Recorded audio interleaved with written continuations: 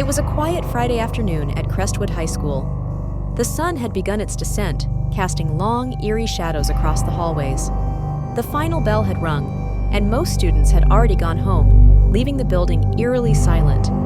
Mrs. Thompson, the school librarian, was just about to lock up when she heard the intercom crackle to life. "Attention staff and students, this is a lockdown. Repeat, this is a lockdown. This is not a drill." The announcement echoed through the empty corridors, sending chills down Mrs. Thompson's spine.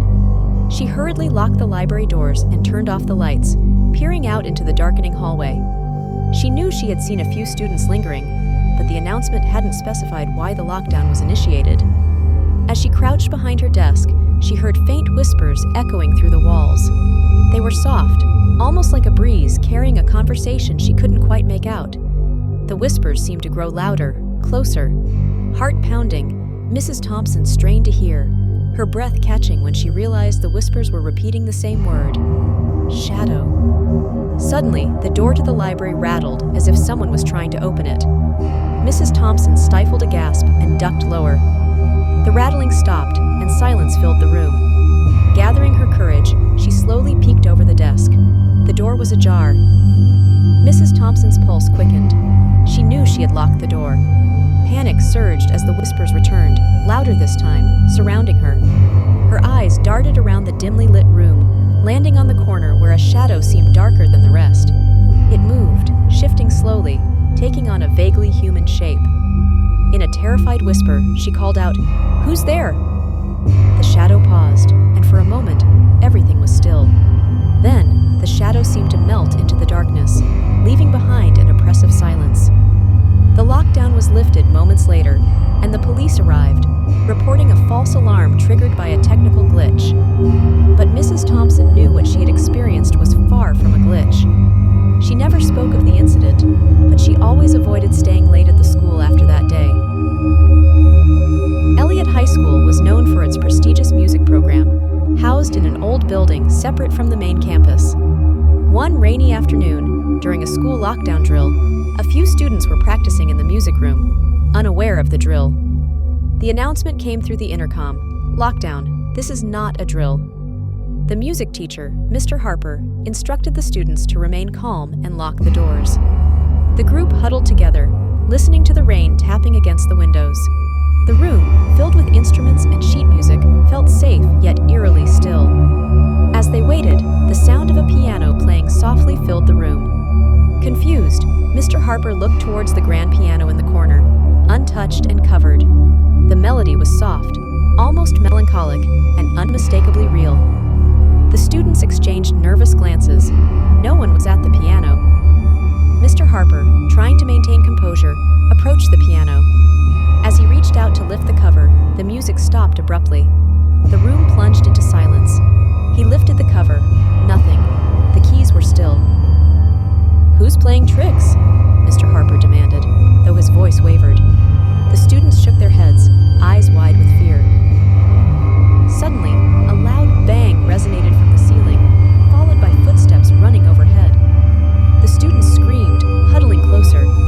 Mr. Harper rushed to the phone to call the main office, but there was no dial tone, just static. The footsteps stopped, replaced by the faint strains of a violin, haunting and mournful. The sound seemed to come from all around, enveloping the room in an eerie serenade.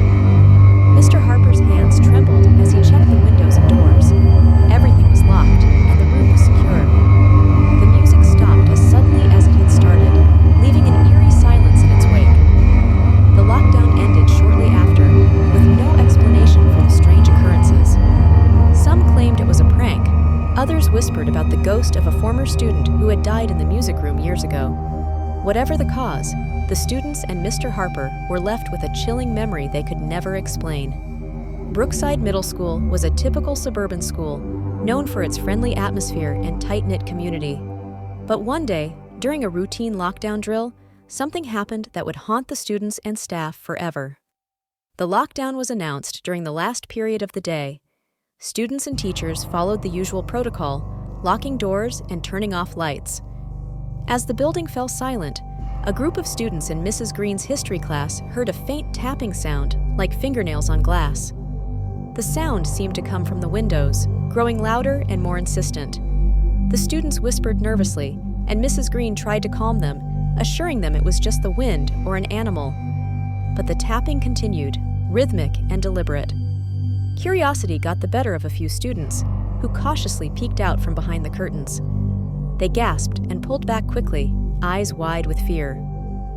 Mrs. Green, concerned, approached the window. There, on the other side, was the school janitor, Mr. Whitaker, an older man known for his quiet demeanor and kind smile. But something was off. Mr. Whitaker stood motionless, staring blankly at the students with cold, lifeless eyes. His expression was empty, almost trance-like, as he continued to tap on the glass. Mrs. Green felt a chill run down her spine. She had never seen him act this way before. She stepped closer to the window and asked, "Mr. Whitaker, are you all right?" He didn't respond, just continued the eerie tapping. The lockdown announcement still echoed in her mind, and she remembered that no one was supposed to be outside the classrooms during a lockdown. Suddenly, the tapping stopped, and Mr. Whitaker turned and walked away, disappearing into the shadowy hallway. Mrs. Green locked the door, her heart racing. The lockdown was lifted shortly after, but Mrs. Green couldn't shake the feeling of unease. Later, she learned from the principal that Mr. Whitaker hadn't been at the school that day. He was home, recovering from an illness. Shocked, Mrs. Green realized that whoever, or whatever, had been at the window wasn't Mr. Whitaker. Rumors spread quickly among the students and staff. Some believed it was a ghost, others speculated about an intruder. The incident was never explained, but the unsettling memory lingered, leaving an indelible mark on everyone who experienced